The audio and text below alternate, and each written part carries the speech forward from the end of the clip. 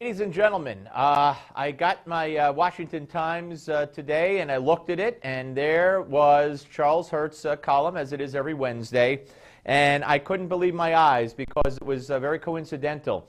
A couple of nights ago, and we're going to play this for you tomorrow, I had the opportunity to interview Mark Obama DeZangjo, the half-brother, one of the half-brothers of Barack Obama. And one of the things I asked him, I brought up Obama's saying over and over again that we're our brother's keeper, we're our sister's keeper. Give a listen here to the first cut.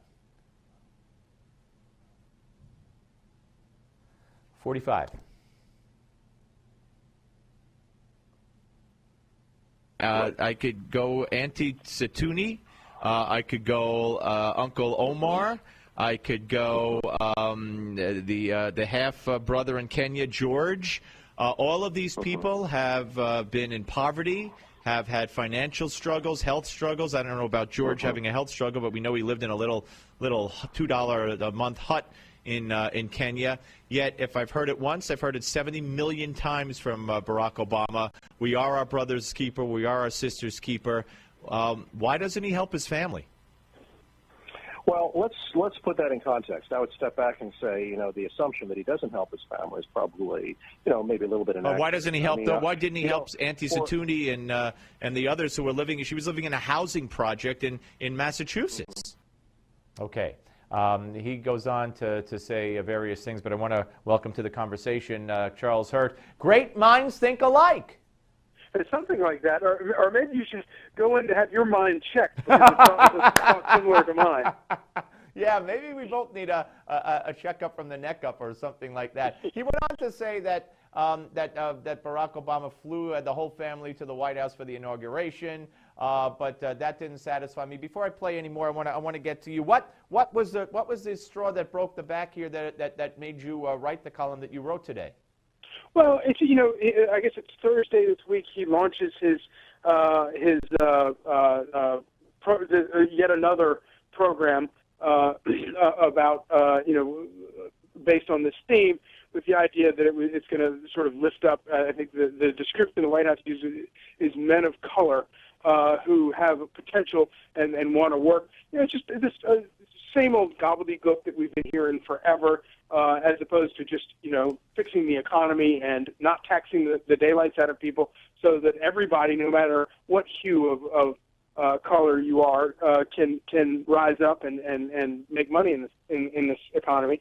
But it's just nonstop. And you would think that, when you look at whenever there's a tragedy around the world, Americans are the most generous people on the planet. They dig deep. And Americans, they do look out for their brother. They are by and large wonderful brothers keepers. And it's just kind of interesting that we're going to listen to that sermon one more time from a guy who is,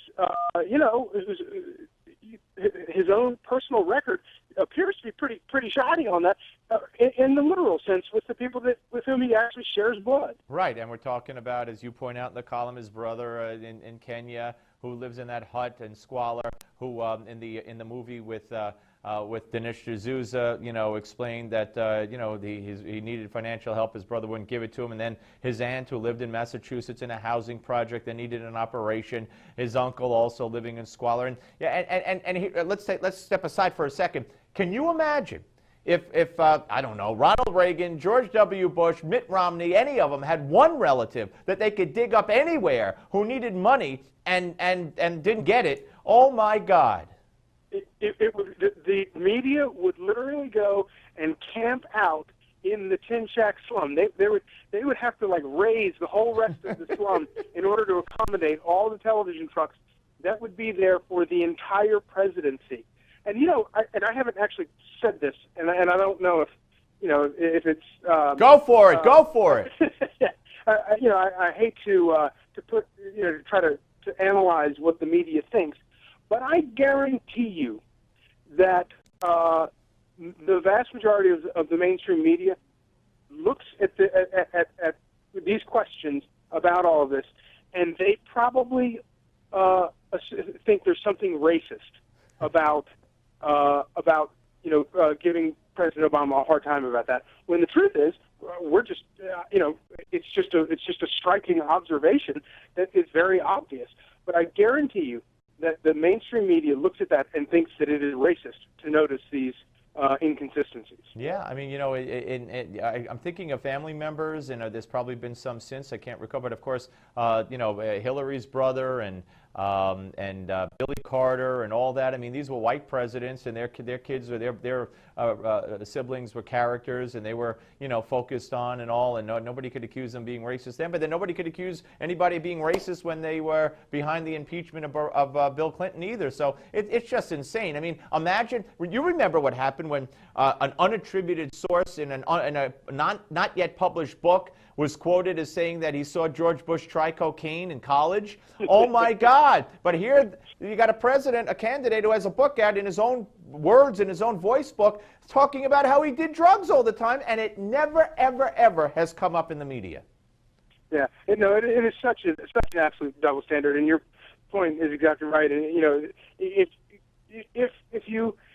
just during a campaign, if Mitt Romney had some relative somewhere who had been, neglected, it would be all that and the car elevator in the garage every single night until something gave in. Well, I want to save the last part of your piece for the until after we hear a couple more bites. Not to intrude with my self-indulging interview here on your piece, but it just does dovetail, and I think it one complements the other. But let's listen to cut 46 here.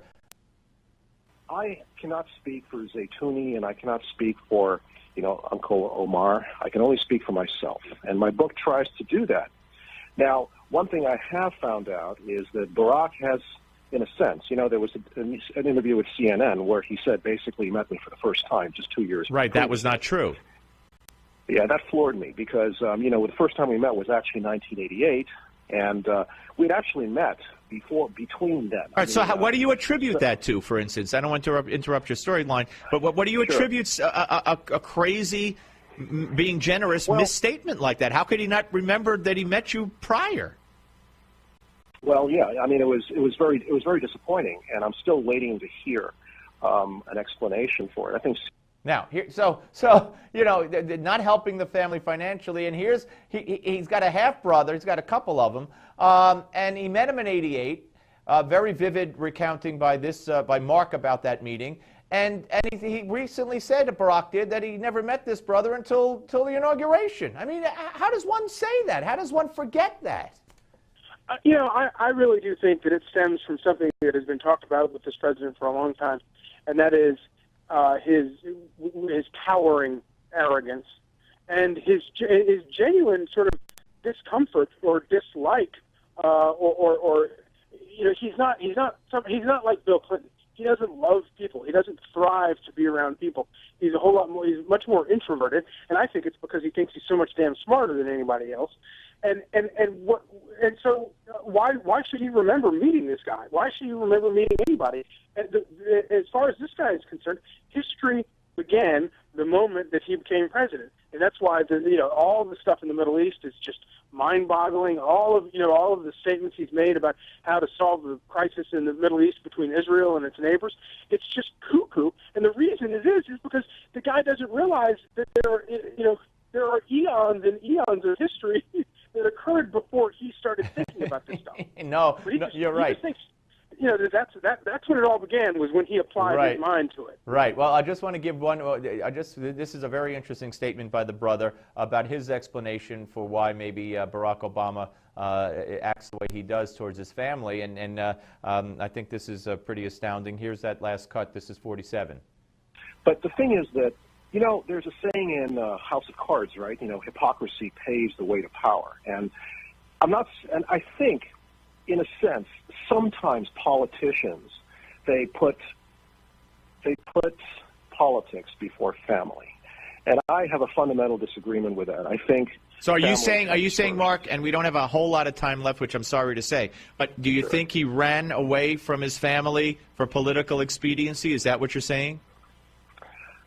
I believe that's that's the case. I think Barack is extremely sensitive right now to being identified with Kenya and also with the Obama family. And he's also got a small group of advisors, and I don't think that I think it would serve him well to reach out a little bit more. Pretty interesting.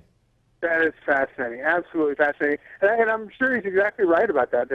That you know, the Kenya thing is for some reason embarrassing to him, although it was for a lot of the, especially liberals that I know, were that was a big selling point to them. That's why they liked him so much so early on. But we also remember that that there was that moment after remember the whole Reverend Wright thing and all those crazy things that Reverend Wright was saying.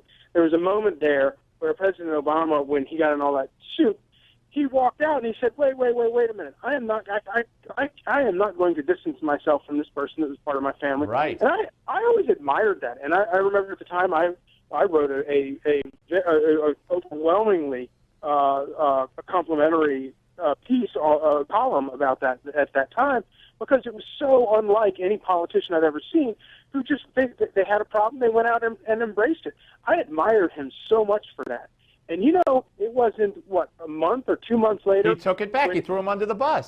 Totally threw him under the bus, kicked him to the curb. And incidentally, when the last question I was ever allowed to ask President Obama, where at the end he was a senator then, the very last time they ever let me ask a question was when I asked him out in North Dakota or South Dakota at a press conference, whether or not what he would say to people who said that he joined the church for politically expedient reasons, and now we see he's quitting the church for political expediency.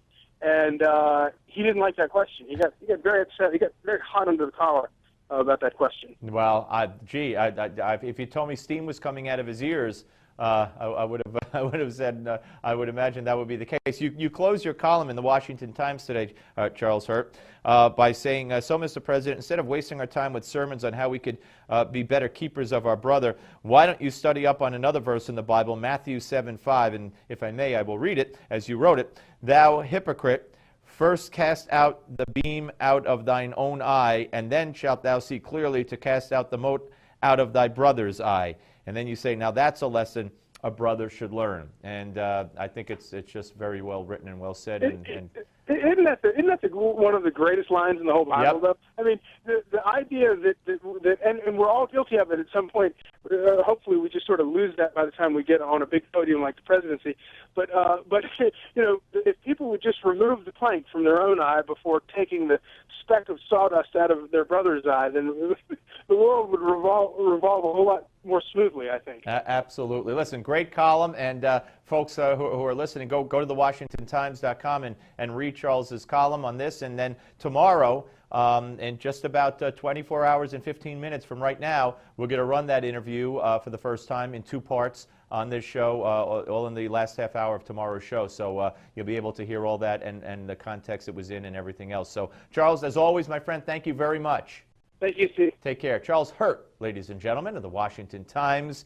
Imagine the coinkydink, as they say.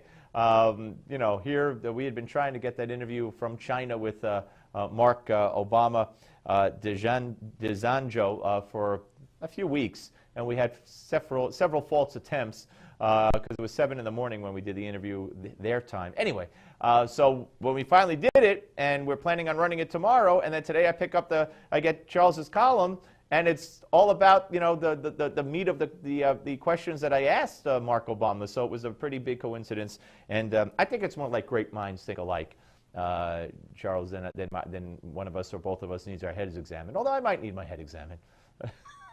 I've been told that many, many times in the past. Okay, folks, we are going to be, believe it or not, right back. We have the panel. We'll talk a little bit about this and a little bit about that. Whatever that might be, you'll find out if you stick around right here on The Steve Malzberg Show. The Steve Malzberg Show.